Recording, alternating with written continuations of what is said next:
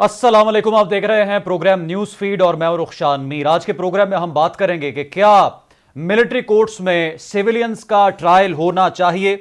पहले इसकी तारीख जानना बहुत जरूरी है। नाजरीन, पेशावर में आर्मी पब्लिक स्कूल पर शिद्दत पसंदों के हमले के बाद नेशनल एक्शन प्लान के तहत 2015 में फौजी अदालतों के कयाम का फैसला किया गया, जिसमें दहशतगर्दों के ट्रायल की मंजूरी दी गई।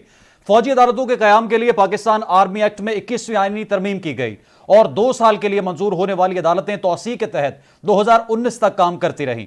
पाक फौज के उस वक्त के तर्जुमान जनरल आसिफ गफूर ने फौजी अदालतों में जेर इल्तवा मुकदमात के बारे में बताया कि 2015 से 2019 तक फौजी अदालतों में 717 मुकदमात जेर समात रहे।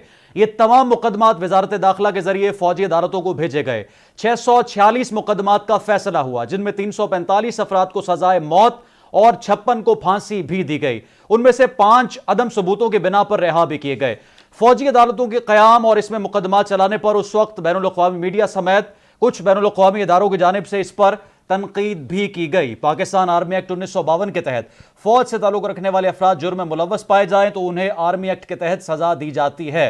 इब्तिदा में तो यह कानून सिर्फ फौज से ताल्लुक रखने वाले अफराद पर ही लागू होता था, लेकिन बादअज़ां इसमें कुछ दूसरे जराए, मसलन फौजी तनसीबात पर हमला, मुल्क के खिलाफ बगावत या किसी फौजी रैंक में बगावत को भी शामिल कर दिया गया। सवाल यह है कि क्या आइन के मुताबिक सिविलियंस का मिलिट्री कोर्ट में ट्रायल नहीं हो सकता? आम अदालतों की मौजूदगी में मिलिट्री कोर्ट्स में सिविलियंस के मुकदमात क्या चलाए जा सकते हैं? और आज अगर पाकिस्तान तहरीक इंसाफ इस पर तनकीद कर रही है तो इमरान खान के दौर में फौजी अदालतों से सजा पाने वाले अफराद की लिस्ट भी बड़ी तवील है, जो आज के प्रोग्राम में हम आपके सामने रखेंगे। इस वक्त हमारे साथ मौजूद हैं मुस्लिम लीग नवाज के रहनुमा अमीर मकाम साहब और हमें ज्वाइन कर रहे हैं सीनियर कानूनदान हमारे साथ शुएब शाहीन साहब भी प्रोग्राम मौजूद होंगे और हमें एतजाज हसन साहब भी प्रोग्राम में ज्वाइन करेंगे। अमीर मकाम साहब, आपके वक्त का बहुत शुक्रिया। सर, सुप्रीम कोर्ट से फैसला सामने आया है, आम शहरियों का ट्रायल गैर आईनी करार दिया जाए। आप क्या समझते हैं कि मिलिट्री कोर्ट्स में सिविलियंस का ट्रायल होना चाहिए? बिस्मिल्लाहिर्रहमानिर्रहीम। आपने जो नाम दिए मेरे दोनों काबिल एहतराम है और हमारे मुल्क के बड़े कानूनदान हैं। मैं तो कोई वकील नहीं हूँ, एक आम वर्कर और आवाम में घूमने करने वाला हूँ। तो मैं जो हालात, गैर मामूली हालात जब भी हमने देखे अमली तौर पर, मैं अगर आपके साथ बात कर रहा हूँ तो मैंने वही हालात भी देखी दहशत गर्दी में, और अपने लोगों की लाशों को भी उठाया, उनके जिस्म के टुकड़ों को भी उठाया, 7-8 दफा वही हमले भी देखे, और उनकी वही माओ और बहनों और बीवियों और सबकी बच्चों की आविज़ार और उनकी वही हालत इज़ार भी देखी। और फिर मैं भी एक पाकिस्तानी हूँ। आपने बात कर दी तो हमने वो 9 और 10 मई को भी पाकिस्तान में देखा। हमने पाकिस्तान में ये हालात भी देखे कि हर जगह अगर कोर कमांडर का घर हो तो उस पर भी हमला करे, और वही मैं मलाकन से ताल्लुक रखता हूँ, इफ्सी फोर्ट के अंदर भी लोग जाए और उसकी इस तरह तोड़ फोड़ करे, ईंट से ईंट बजा दी, स्कूलों को भी लोगों पर उस पर हमले किए, टूल प्लाजों पर भी किए, रेडियो स्टेशन के अंदर भी घुस गए, उस पर भी हमले किए, और दूसरे तनसीबात पर भी हमले किए। तो हमने देख लिया कि ये क्यों किया गया। ये एक साजिश के तहत किया गया कि एक आर्मी चीफ को हटाने के लिए, इंटेलिजेंस की हेड को हटाने के लिए, फौज को तकसीम करने के लिए, उसको डिवाइड करने के लिए। मैं खुद भी इस तरह देहाती इलाके से ताल्लुक रखता हूँ, और एक ही बंदा अपने घर में वो असलहे के साथ, और उसके घर में कोई अंदर आते हैं तो कई लाशों को गिरा सकते हैं। मगर हम अल्लाह ताला का शुक्रिया अदा करते हैं कि प्लान तो वही था कि इस मुल्क में इस तरह ब्लड शेड हो जाए, इतनी खून बह जाए कि अगर आप इस तरह काम करते दूसरे साइड से भी इस तरह रिस्पांस आएगा। मगर मैं उस वक्त की लीडरशिप को भी दाद देता हूँ कि उन्होंने सबर तहम्मुल से काम लिया, और खासकर आर्मी की लीडरशिप ने भी सबर तहम्मुल से काम लिया, और इस तरह नहीं किया गया कि लोगों पर इस तरह गोलियां बरसाए जिसका प्लान था। तो मैं कहता हूँ तो ये तो बिल्कुल एक सेवल वार था जो हम सब ने देखा। तो ये कोई नई बात नहीं है। गैर मामूली हालात में गैर मामूली कवानीन को देखना पड़ता है। अगर हम पूरी दुनिया भी देख ले तो वही, अगर आप 9/11 को देख ले, उसके बाद वही क्या हुआ, अमेरिका में आप देख ले कि वही जो कांग्रेस पर हमला हुआ उन लोगों के साथ क्या हुआ, क्या कवानीन उसके लिए बनाए गए। बरतानिया में देखे जो लोगों ने इस तरह लेकिन शोरश सर की, उन उनके ममालिक साथ क्या में हुआ। सिविलियंस तो का ट्रायल मिलिट्री कोर्ट्स में तो नहीं तो हुआ जिस तरफ आप इशारा कर रहे मैं मतलब स्पेशल कवानीन तो उसके लिए बना दिए गए और स्पेशल ट्रायल भी करा दिया गया, इस तरह महीनों में नहीं घंटों में। तो ये पाकिस्तान में मिलिट्री कोर्ट्स की बात आप करते हैं तो ये कोई नई बात नहीं। आपने जिस तरह इंट्रो में कह दिया, अगर आप 1952 से लेकर आगे तक तो कई दफा इस तरह गैर मामूली हालात में हमें सामने मिला है। और जिस तरह आपने APS की वाकये की बात की उसी टाइम में, फिर अभी ये जो तो वो तो 6 जनवरी 2015 को हुआ। ये आप देख रहे हैं कि जो कानून पार्लियामेंट से पास हुई इसमें सारे लोग थे और मुतफ़िक़त और वही कानून पास हो गई और इसके तहत मिलिट्री कोर्ट्स बन गए। अभी सवाल ये आपका सवाल और सारे जो लोग बात करते हैं कि ये बात तो ठीक है, अगर किसी ने जुर्म किया है तो उसको आम अदालतों आम कोर्ट्स में सजा होनी चाहिए। मगर वो माजी भी हमारे सामने आम अदालतों में अपने जज ठीक है सर, ये आपकी अपनी राय है या ये मुस्लिम लीग नवाज का मौक़िफ़ भी यही है? ये मेरा जाती, हमने जज अरशद मलिक को भी देख लिया। ये हम सबकी राय है। सुप्रीम कोर्ट के बाद जजों को अदलिया में बहुत अच्छे सर पार्टी की राय भी है। सुप्रीम कोर्ट की बात जजों को भी देख लिया। तो हम कहते हैं कि हमारी ये राय है कि हम ये देख रहे हैं कि इंसाफ होना चाहिए, बेगुनाह बंदे को सजा नहीं मिलनी चाहिए।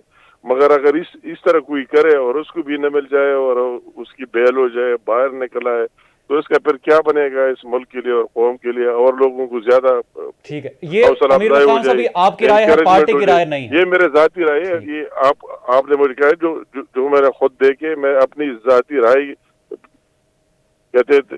ये कहता हूँ कि बिल्कुल सुप्रीम कोर्ट की फुल बेंच होनी चाहिए और इन हालात को देखना चाहिए। अगर मुल्क में इस तरह हो रहा है तो उसको रिव्यू कर लेना चाहिए। ये मेरा जाती राय है, मैंने आपके सामने रखा। ठीक है, शोएब शाहीन साहब का रुख करेंगे। सर बहुत शुक्रिया आपके वक्त का भी। अदालत 23 अक्टूबर को अपने फैसले में कहा कि 9 मई में मुलव्वस जो 103 अफराद हैं उनके खिलाफ समाअत फौजी अदालतों में नहीं बल्कि फौजदारी अदालतों में होनी चाहिए। और शोएब शाहीन साहब, मैंने प्रोग्राम के इंट्रो में बड़ी तफसील से जिक्र किया फौजी अदालतों का। अमीर मकाम साहब की गुफ्तगू भी आप सुन रहे थे। सर क्या ये दुरुस्त है कि सिविलियंस का भी ट्रायल होना चाहिए अगर गैर मामूली हालात भी हों तो फौजी अदालतों में? देखिए, पहली बात तो मैं जरा अमीर मकाम साहब से सवाल करना चाहता हूं। मुझे ये बता दें कि भाई एक हाईजैकिंग तैयारा का केस भी हुआ था। Sitting chief of army staff के बारे में कहा गया कि इसको इंडिया ले जाओ, जिनके पास सिर्फ 7 मिनट का पेट्रोल बाकी था, कहीं भी ले जाने की गुंजाइश नहीं थी। या वो हवा में ज़ारे गिर जाता या आपके इंडिया के हवाले हो जाता। आपका sitting chief of army staff, वहां 250 से ज्यादा अफराद बैठे हुए थे। यह नवाज शरीफ साहब का हुक्म था। लेकिन उस केस को भी जब ट्रायल हुआ, आपने देखा वो किसी फौजी अदालत में नहीं हुआ था, आम अदालतों में हुआ। उसकी सजा हुई और उस सजा के खिलाफ इन्होंने 8 साल बाद अपील फाइल की और वो अपील इनकी एक्सेप्ट हुई है। दूसरी बात, रियासत का सबसे बड़ा सतून होता है सुप्रीम कोर्ट ऑफ पाकिस्तान। ये फिजिकली उसके ऊपर अटैक किया था PMLN ने। ना सिर्फ अटैक किया बल्कि वहां जजेस की तख्तियां और जो कुछ उनके साथ किया वो सब आपके सामने। ये अगर अपने माजी को ना भूलें तो मेरा ख्याल इनके लिए ज्यादा बेहतर होगा। अब आते हैं 9 मई को। 9 मई को रियासती दहशतगर्दी हुई इमरान खान के खिलाफ। मुझे बताएं, चेयरमैन PTI को किसके कहने पे वहां जहां वो बायोमेट्रिक वेरिफिकेशन कर रहे थे, अब वहां से गिरफ्तारी नहीं, किडनैप किया गया, अमले को तशद्दुद का निशाना बनाया गया, वहां शीशे तोड़े गए और वकीलों को तशद्दुद का निशाना बनाया और वहां से किडनैप करके ले गए।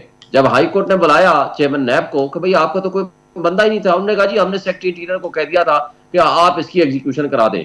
जब सेक्रेटरी इंटीरियर को बुलाया तो उसने कहा जी हमारे तक तो ये इनका लेटर ही नहीं पहुंचा। सवाल यहां यह पैदा होता है कि रेंजर्स किसके हुक्म से वहां उनको गिरफ्तार करने पहुंचे।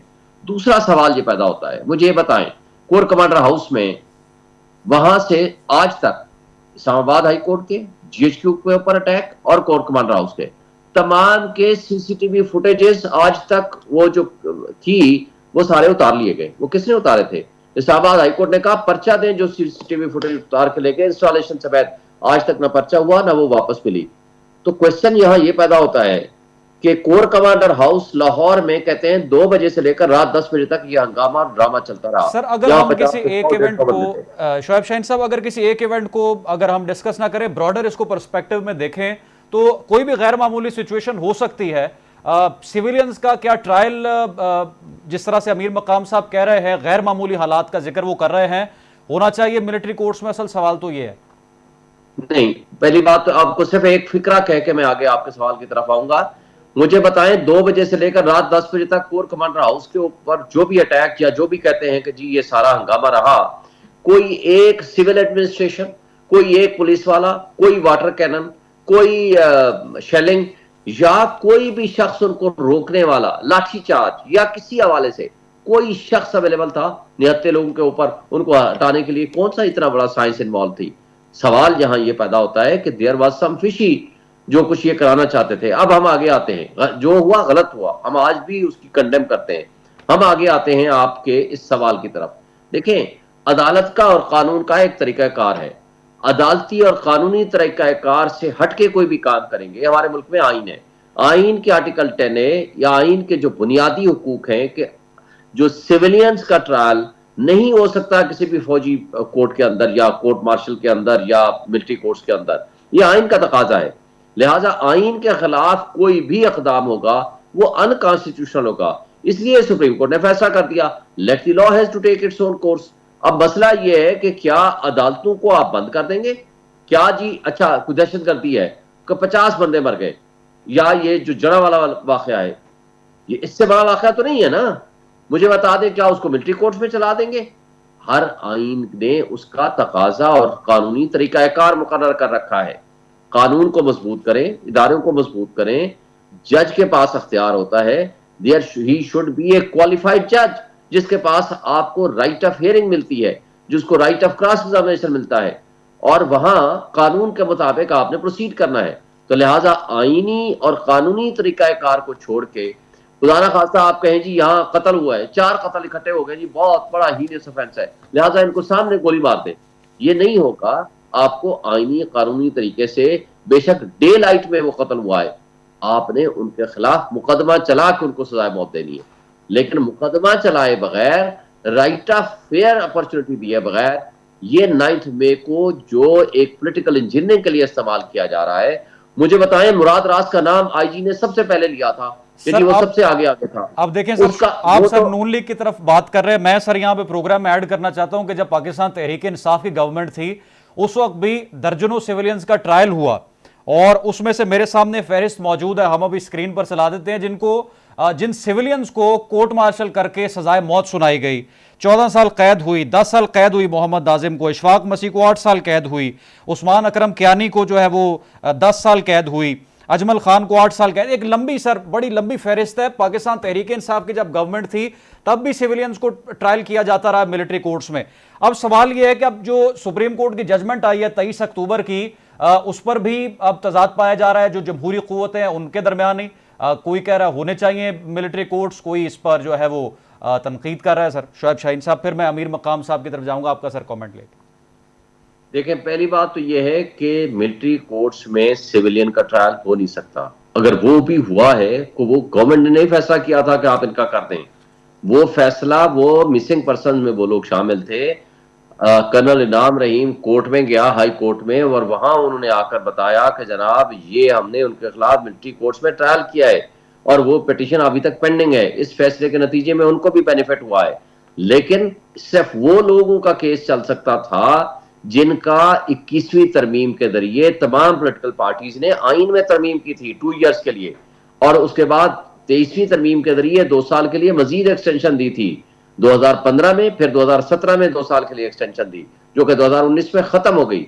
लिहाजा उसके बाद जो भी कोई मिलिट्री कोर्ट्स का ट्रायल हुआ है वो बिल्कुल अनकॉन्स्टिट्यूशनल एंड इलीगल है। ये कहना कि किसके जमाने में हुआ और किसके जमाने में नहीं हुआ, दैट इज रॉन्ग, और वो दोनों चीजें गलत हैं। कोई भी मिलिट्री कोर्ट्स का ट्रायल सिविलियंस का हो ही नहीं सकता है, यह आइन का तकाजा है। लिहाजा आइन के होते हुए हम गैर आइनी इकदाम की कभी सपोर्ट नहीं कर सकते।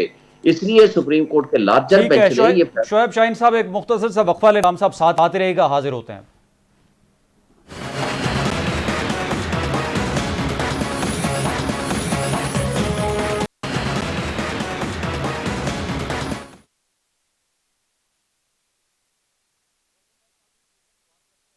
इलेक्शन डेट अनाउंस कर दी गई है और ये बहुत तवील इस पर बहस हुई, मुल्क में इलेक्शंस होंगे या नहीं होंगे। सुप्रीम कोर्ट की तरफ से पहले भी डेट दी गई कि सूबों में इलेक्शंस करवाए जाएं, और फिर विफाक के मामले पर सदर की मुलाकात पहले चीफ इलेक्शन कमिश्नर से स्केड्यूल हुई, लेकिन वो उनसे मुलाकात के लिए नहीं गए। अब एक डेट सामने आई है कि 8 फरवरी 2024 को आम इंतखाबात कराने की तारीख पर इत्तेफाक कर लिया गया है। हमारे साथ माहिर कानूनदान सेनेटर एतजाज हसन साहब मौजूद हैं। सर, बहुत शुक्रिया आपके वक्त का। सर, ये जो तारीख अब सामने आई है, इत्तेफाक हो गया है सदर मुमलिकत में, चीफ इलेक्शन कमिश्नर में, लगता है आपको कि अब तो इलेक्शंस हो जाएंगे जो डेट आ गई है? देखें, होने का तो ये इसलिए थोड़ी सी ज्यादा यकीन बात हो जाती है कि ये सुप्रीम कोर्ट के जो हुक्म के तहत एक लिहाज से ये तारीख फिक्स होगी, तो ये सुप्रीम कोर्ट के पीछे अगर मॉरल अथॉरिटी हो तो फिर हो जाएंगे, वरना ये चीफ इलेक्शन कमिश्नर तो किसी डेट पे तैयार नहीं थे। अभी ये तो इन्होंने पंजाब और खैबर पख्तूनख्वा की इलेक्शन इन्होंने 1 साल हो गया तकरीबन, उस तरफ कोई कदम ही नहीं उठाया। ये इनके लिए इनकी पंजाब और खैबर पख्तूनख्वा पे जो हुकूमतें कर रही हैं, गैर कानूनी गैर आईनी अफराद जो हुक्मरान बने हुए हैं, क्योंकि 90 दिन से ज्यादा इनका मैंडेट ही नहीं था, 90 दिन के बाद ये बिल्कुल इलीगल हो गए। ये इसकी जिम्मेदारी सिर्फ और सिर्फ, या सबसे ज्यादा, सिर्फ और सिर्फ तो नहीं पर सबसे ज्यादा वो चीफ इलेक्शन कमिश्नर पे आती है, क्योंकि चीफ इलेक्शन कमिश्नर के बारे में आइन ये कहता है कि जब इलेक्शन हो किसी असेंबली का, तो उस सूबे में या उस वफाक का हो तो वफाक में चीफ इलेक्शन कमिश्नर का हर हुक्म मानने के लिए हर एग्जेक्टिव अथॉरिटी, जुडिशल नहीं, वो पाबंद है। यानी वो चीफ एग्जेक्टिव ऑफिसर बन जाता है, एक तरह का वजीर आजम बन जाता है, और उसकी जिम्मेदारी नहीं है सिर्फ इलेक्शन करानी, उसकी जिम्मेदारी नहीं है, उसका फर्ज है, उसकी ड्यूटी है, रिस्पॉन्सिबिलिटी नहीं है, ड्यूटी है। और ड्यूटी में तो वो फेल हो चुका है खैबर पख्तूनख्वा और पंजाब में, उस पर तो गलत और नाजायज हुक्मरानी तो आर्टिकल 6 इनवाइट करती है। तो ये अब वो, और अभी भी उसने अपने आप को पाबंद नहीं समझा जब तक सुप्रीम कोर्ट ने नहीं कहा कि आप सदर के पास जाओ। उसकी रौनक ये रही है कि 2 मरतबा सदर ने बुलाया उसको, और इसमें ये नहीं आया, गया ही नहीं उनके पास। भाई सदर सर, वो तो कहते रहे कि सदर मुमलिकत का तो इख्तियार ही नहीं है कि वो डेट अनाउंस करें, ये तो इलेक्शन कमीशन की सवाबदीद है। सर, आइन इस पर क्या कहता है? नहीं, कुछ इसमें कुछ रवादारी का रखो, कुछ जो एटिकेट होता है उसको रखो। अगर सदर को फर्ज करो इख्तियार नहीं है, तो सदर के पास हाजिर होने का तो आपका फर्ज है ना। आप सदर को जाके कह दें, सर आप, ये हमारे कानून है, ये आप कानून है, ये हमारे कानूनदान बैठे हैं, मैं साथ लेके आया हूँ, आपसे गुजारिश है कि आपका इख्तियार नहीं है। ये कि खत लिख देना, क्या रौनक, क्या गरूर और तकब्बर है कि सदर पाकिस्तान को आप खत लिख में कह रहे हैं कि नहीं, सदर पाकिस्तान ने बुलाया है, आप उनको जाके समझा दें कि ये कानून है, अर्ज कर दें। पर आपका मौक़िफ़ बिल्कुल गलत है। ये सदर का इख्तियार है डेट देना। आइन का आर्टिकल 48 सब आर्टिकल 5 कहता है, when the president dissolves an assembly, the parliament, उसने तो नेशनल असेंबली डिसॉल्व कर दी है ना, national assembly, he shall fix a date not later than 90 days for the holding of the election, not later than 90 days, यानी 91 दिन वो illegal हो गया। तो ये निगरान भी इलीगल हो गया। इसकी जिम्मेदारी आर्टिकल 6 के तहत इस चीफ इलेक्शन कमिश्नर पे आती है। ठीक है, सेनेटर एतराज अहमद साहब प्रोग्राम में हमारे साथ मौके होता है। बहुत बहुत शुक्रिया नाजरीन, प्रोग्राम का वक्त खत्म हो रहा है, कल दोबारा मुलाकात होगी आपसे। अल्लाह हाफिज।